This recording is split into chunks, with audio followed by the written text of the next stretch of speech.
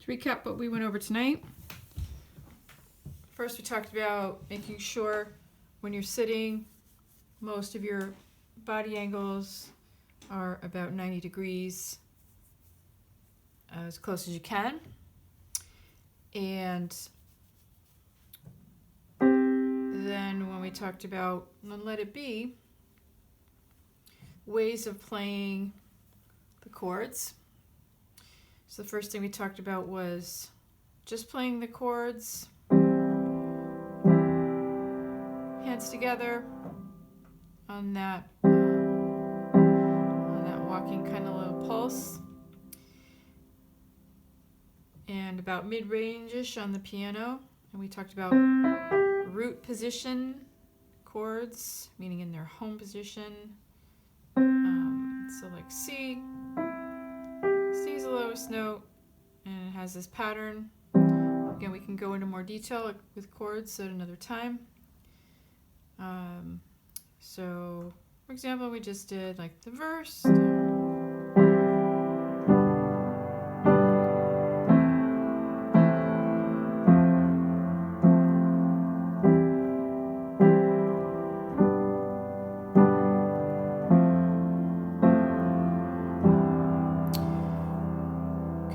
I tried to set it up so we wouldn't miss anything, so if it goes out of the range, again, apologies.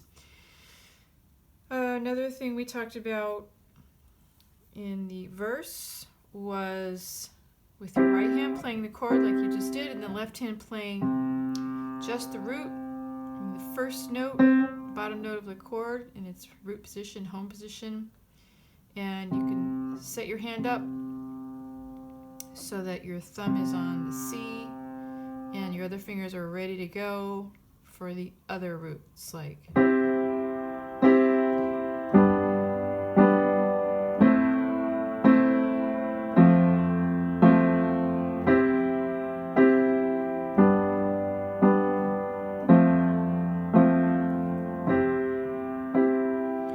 course, I think you guys ladies experimented with on the last C, landing on a lower one, which is fine as well.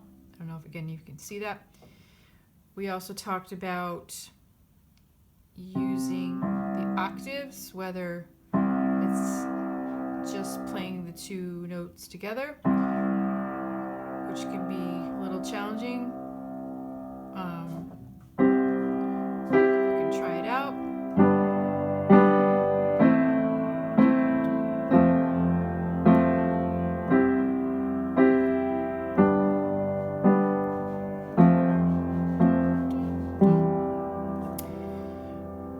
Talked about how in the song and the recording tends to be, I might move my hand up an octave just in case it's out of range. So instead of just like this, also getting used to that spread, going back and forth, starting higher, okay, with the root note C in octaves.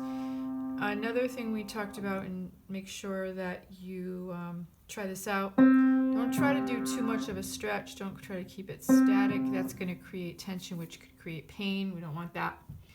So take a close look. Breaking down the movement, you can see that when I play the C, my hand is up. I am not stretched. I'm a little stretched, but I'm not all the way over. And I'm going to lift it up, my hand up from the forearm, drop it down, let the weight, let gravity take a little, and then reach over and with my arm help it along. Again, don't worry if it doesn't sound too connected. In time you can do that, and you can also use a pedal if you have a pedal. So just watch. It's like as if I had a very big doorknob, so that it's that you're using your whole arm to rotate. But in this case, it's subtle. If you can see my arm, we talked about that too. There's a slight rotation. I don't have to do this or this, but it's, and you can sort of practice that in the air. and then combine it with that slight stretching over. Again, forearm, it's always attached. So I'll play it and you can watch, focus on my forearm and my hand in general.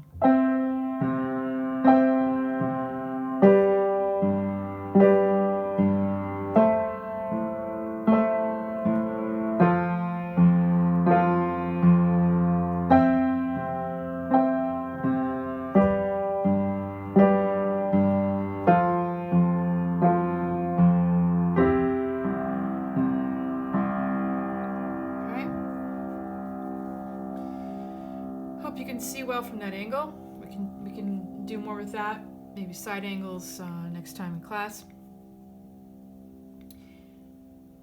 And then we talked about in the chorus. Now, again, when you're listening to the original, there's the volume comes down. The verse is very majestic, very louder. And then in the chorus, this is where we did that quieter two-handed A minor, and then that C/G, the slash chord, or you call it an inversion, where we take the C chord, so this is A minor, and then you notice we just have to move one key over to get that C chord with the G in the bass, the slash chord. So with your right hand, it's going to be these three fingers. First finger, I'm going to just, whoops. No, you're not going to be obviously playing like this. I'm just to show you. First, third, and fifth. Oops. Bump. And then all I need to do is just move that thumb over. Okay, with the left hand,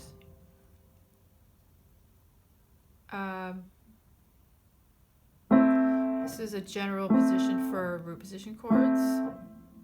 So it's, again, 5, 3, and 1.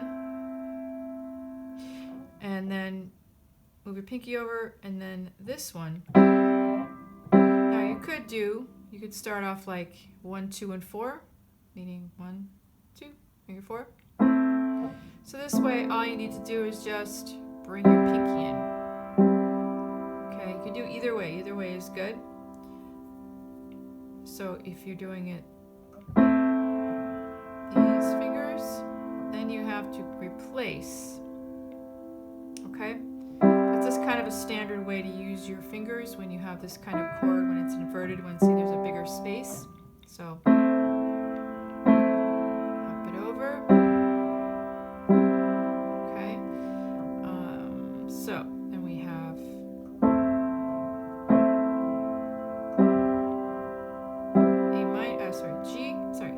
A minor to C. Now it's F. These are both root positions, so you see I'm in that every other finger. And then back to C. Okay, one more time, so let it be, let it be, let it be. Oh, where was I? Oh, let it be. You could also just hold down the chord just for some variety of sound and texture. You could hold down the left hand. Oops.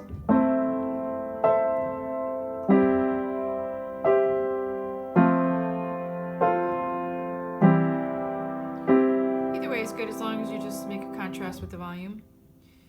And then speaking words of wisdom, we stay speaking. And then we can go up here, still G.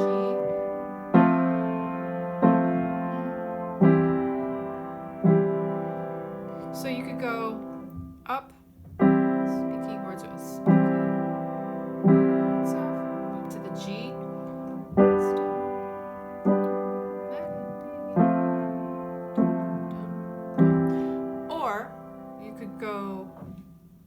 everything downward. On the speaking words of wisdom. Speaking words up and down. Stop. And then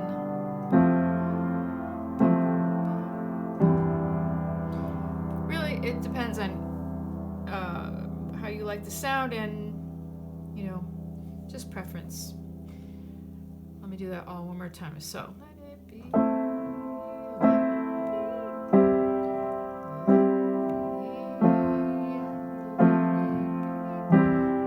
Now it's speaking words of wisdom.